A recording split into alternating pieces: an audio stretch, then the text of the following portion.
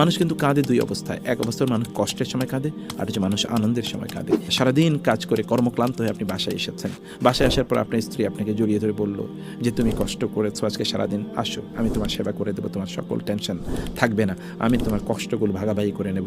এই যে আপনার তখন মনে হবে আমি শান্তি নিড়ে ফিরে এসেছি, সকল অশান্তি সকল কষ্টগুলো আপনার দূর হয়ে যাবে। যেটি আল্লাহ তাআলা বলেছেন যে তোমাদের ঘরগুলো তোমাদের জন্য সাকান, মানে প্রশান্তির জায়গা বানিয়েছেন, যেখানে গেলে তোমরা শান্তি পাবে।